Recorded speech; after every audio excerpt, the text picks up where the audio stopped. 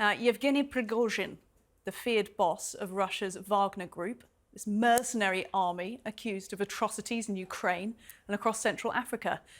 In June, you might remember, Prigozhin seized the world's attention by launching a failed mutiny against President Putin himself.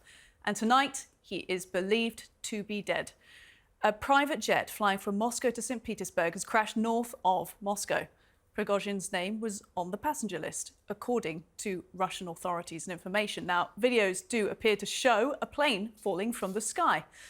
Eyewitness reports suggest there were loud bangs shortly beforehand.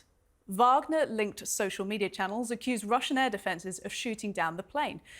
Putin, of course, branded Yevgeny Prigozhin as treasonous after that failed coup and then exiled him to Belarus. But Prigozhin remained the head of the Wagner group and appeared in a video in Africa only this week. So has Russia's dictator exacted the ultimate revenge for a power play that shocked the world last month, or back in June rather, or as is so often the case in Russia, is there more to this story than meets the eye?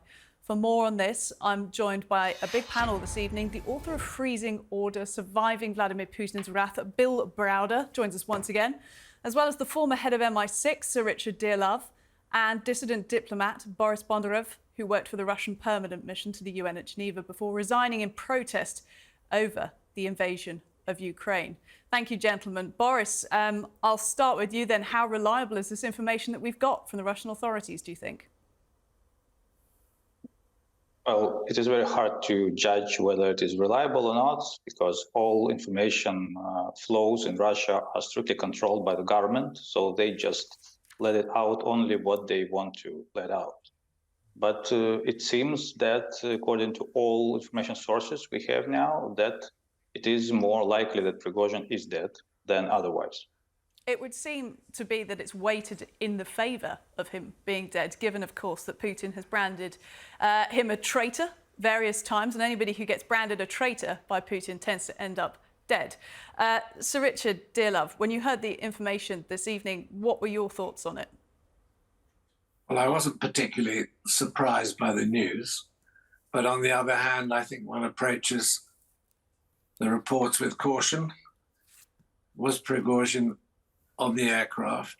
Did it crash? Was it shot down? What were the weather conditions? I mean, there are so many questions to which we don't know the answer. I've seen video clips on the internet. It looks as though it crashed in fine weather. And, you know, if that really is the plane coming down, it almost looks as though it was shot down. No, but there are many questions. I mean, we have to speculate, but the fact that Prigozhin might be dead, as far as I'm concerned, that's unsurprising news. It was a matter of time. Unsurprising, yes. And Bill, coming to you, unsurprising to many people. Of course, you know, we had the quips and the gaffes almost over the last 2 months since the mutiny, that there would be an open window that Prigozhin would find his way out of, and the rest of it. But in terms of appropriating any kind of value to what has happened this evening, you get people saying, well, it's brilliant news, of course. He was a mercenary boss, if indeed he is dead. But it's also a sign that Putin is strengthened somewhat. Could be read like that. Absolutely. I mean, the way I look at this whole thing is that the fact that Prigozhin was running around for 2 months, sort of unkilled, you know, that he was still alive, having meetings, being in Moscow, being in St. Petersburg, being in Africa, every day that he was alive, it was another day of humiliation for Putin.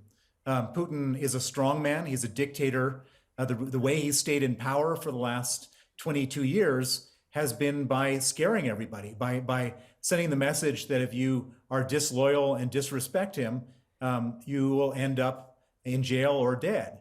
And the fact that Prigozhin wasn't dead, it was a humiliation for Putin and sort of opened the door for other people to have a go at Putin.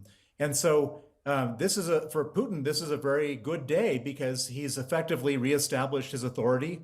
He's put himself back as the boss of the prison yard.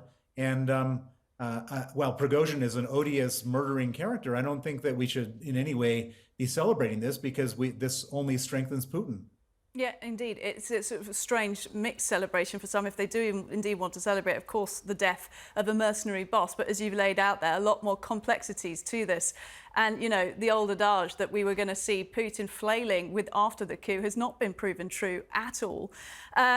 Let's then talk then, Boris, about the way this may have happened, if we are to believe the reports are true, that Prigozhin was on board. 8 bodies have been supposedly recovered from the crash site, according to Russian authorities, once again, and we are unable to independently verify that beyond the information that we have got. If that is the case, what do you make of the fact that it was a private jet? Do you think that was an error, a weakness of Prigozhin's to choose to travel like that around through Russia? Well, I've noticed that Prigozhin has so far traveled by his private jets many times since his mutiny, so for these 2 months. So I think it was a very comfortable way of traveling for him. Perhaps he didn't suspect anything. Perhaps if he's really dead by now, he was very naive and not that intellectual kind of person. So he believed the assurances given by President Lukashenko of Belarus or President Putin himself, and so he believed that he was safe and secure, and then that they both would keep their words, and nothing will threaten him, his life, his people, and all. So, well, evidently it's not the case, but it says to all of us again that people in Russian elite on top of Russia are not that clever, are not that intelligent.